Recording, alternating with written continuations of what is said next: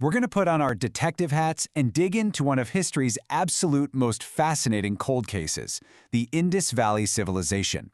We are looking back well over 4,000 years to a society that absolutely flourished along the rivers of South Asia. It's a story packed with mind-bending innovations, massive trade networks, and a profound silence that modern science is literally still trying to break. Now consider this massive paradox. We're talking about a civilization that thrived over 4 millennia ago, boasting brilliant engineering and a huge population, but they left behind 0 known royal palaces, no giant monuments built to celebrate mighty kings. Plus, they left us a writing system that, to this day, we still cannot read. It basically challenges everything we think we know about ancient empires. Section 1. The Clues of Stone and Brick. To figure out who these people were without those traditional grand rulers, we first have to look at what they actually built, starting with an urban landscape that completely defies our usual Bronze Age expectations. Usually, when we think of ancient times, our minds go straight to massive tombs for pharaohs or towering ziggurats for powerful monarchs. But the Indus people, they focused their energy entirely elsewhere. Instead of hoarding golden crowns, they prioritized standardization, sanitation, and public infrastructure. They built for the community, not the ego, which is just incredible. And the sheer scale of their network is staggering. Major hubs like Harappa, Mohenjo-daro, and Dhalavira were spread out across what is now modern-day Pakistan and northwestern India. We're talking about a network that stretched for thousands of kilometers, connecting huge, highly organized communities. And amazingly, they pulled this all off without a single dominant capital city ruling over the rest of them. So when archaeologists finally dusted off ruins like Harappa in the early 20th century, they were completely caught off guard. They didn't find primitive, haphazard settlements.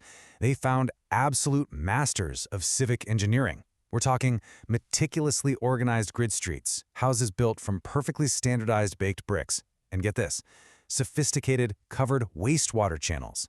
Thousands of years ago, these urban engineers practically invented the public sanitation system. Perhaps one of the most famous testaments to this engineering genius is the Great Bath of Mohenjo-daro. It's this massive, carefully constructed pool that actually used early waterproofing materials, like natural tar or bitumen. Archaeologists believe it served a vital ritual or social purpose. So it wasn't just about pure utility. Water clearly held a profound cultural significance in their daily lives. Section 2. Daily Life and Ancient Globalization. Because, behind all these impressive brick cities were ordinary, hardworking individuals.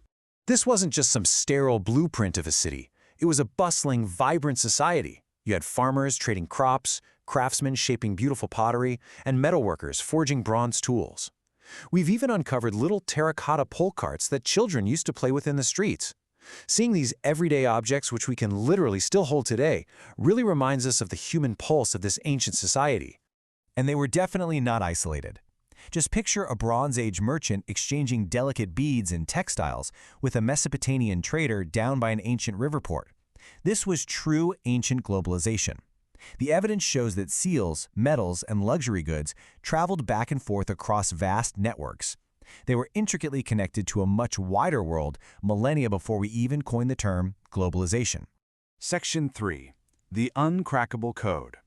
But here is where we hit a massive brick wall when we try to actually hear their voices. This brings us to what is honestly the most frustrating, but also the most thrilling part of our investigation, the Indus script. We have their writing right in front of us, beautifully carved onto tiny seals and scratched right into their pottery. But we simply don't know what language they spoke. We don't know what a single symbol actually means. The code remains completely unbroken. Researchers have cataloged well over 400 distinct signs across thousands of different objects. It is an incredibly complex system, making it one of history's ultimate cryptographic puzzles. Every time a new inscription is unearthed, researchers cross their fingers hoping it will be the key, but the language remains locked away. Just imagine that for a second. Discovering thousands of written messages from an ancient world and being entirely unable to read them. This civilization isn't silent because they didn't have anything to say. They left us thousands of messages. They are silent because we simply haven't learned how to listen yet. We're holding their names, their prayers, and their stories in the palms of our hands, totally blind to what they mean. Section 4. Transformation of the Indus. And that silence gets even eerier when we look at how this highly structured civilization eventually began to fade from the world stage. Forget the old Hollywood myth of an empire vanishing overnight under a cloud of ash or a sudden invasion. That simply isn't true here. Following their peak around 2500 BCE, the civilization slowly gave way over hundreds of years. By the second millennium BCE, the major cities were decentralizing. It was a slow, agonizingly complex transformation that played out over centuries. Archaeologists don't point to a single apocalyptic event. Instead, a cascade of compounding factors forced them to adapt. We're looking at major changes in crucial river systems, the weakening of the vital monsoon patterns that fed their crops, increasing environmental pressures, and subsequent shifts in those long-distance trade networks. The environment shifted, and the civilization just had to bend with it. But what you should really take away from this is that the end of the great cities was not the end of the people. Decline did not mean disappearance. Populations simply shifted away from those massive urban centers into smaller, more decentralized rural settlements. They carried their technologies, their agriculture, and their deep cultural traditions right along with them into a whole new way of living. Section 5. Secrets still left to tell. Even as we map out their decline and trace their movements into smaller villages, modern archaeology is still actively digging for answers. Every time archaeologists dig a new trench or analyze a newly discovered seal in the lab, they're hunting for the answers to these exact mysteries. What language did they actually speak? How exactly was this vast, seemingly peaceful network of cities governed without absolute monarchs calling the shots? What beliefs truly shaped their rituals?